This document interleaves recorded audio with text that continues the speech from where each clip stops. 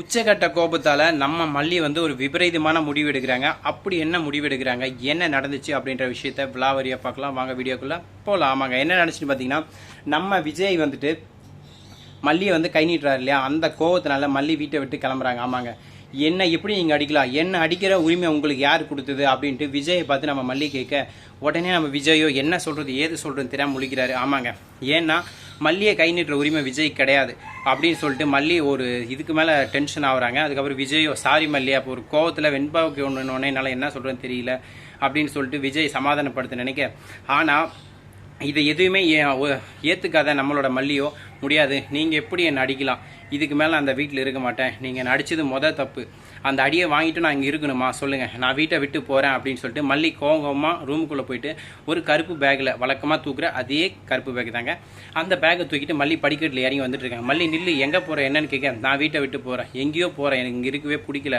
அப்படின்னு சொல்லிட்டு மல்லி ஒரு முடிவு எடுக்கிறாங்க.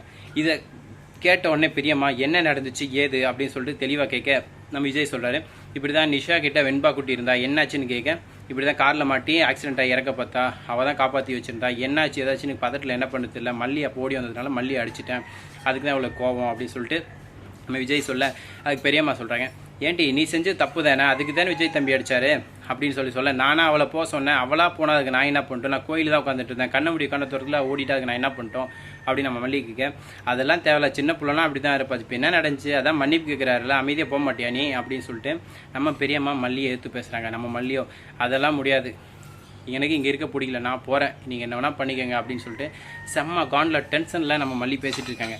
இவர் என்ன பண்ணுறாரு பார்த்தீங்களா, கத்தி எடுக்கிறாருங்க. ஆமாங்க, நீ வீடியோ தானே போகிற, வெட்டியாக தானே இருக்க, கத்தியை கொடு, நானாக போய் வேலை செய்கிறேன்ட்டு வாங்கிட்டு போகிறாரு. ஸோ இப்படி தான் போயிட்டுருக்கு நண்பர்களே. இப்போ மல்லி வீட்டை விட்டு எங்கே போகிறாங்க, அடுத்து நடுத்தெருவில் போய் நிற்க போகிறாங்க. காரணம் என்னன்னு கேட்டிங்கன்னா, நம்ம பெரியம்மா வந்துட்டு போடி வெளியே அப்படின்னு சொல்லிட்டாங்க மல்லியை கோவத்தில். இதுக்கப்புறம் மல்லி என்ன பண்ண போகிறாங்க, வழக்கம் போல் கோயிலில் உட்காந்து அழ போகிறாங்க. நம்ம விஜய் சமாதானப்படுத்தி கூப்பிட்டு வர போகிறாரு. இதை தவிர மல்லி சீட்டில் வேறு ஒரு புதுசாக இதை கண்டென்ட் நடக்காதுங்க. இந்த கண்டென்ட் தான் நடக்க போகுது. எந்த கோயிலில், ஏதாவது ஒரு பிள்ளையார் கோயிலில் விநாயகர் கோயிலில் போயிட்டு பேக்கை வச்சுன்னு உட்காருவாங்க. அப்புறம் யாராவது சமாதானப்படுத்துவாங்க. அப்புறம் மல்லி திரும்ப வீட்டுக்கு வந்துடுவாங்க. இதுதான் நடக்க போகுது. இதை தவிர்த்து வேறு எதுவும் நடக்காது.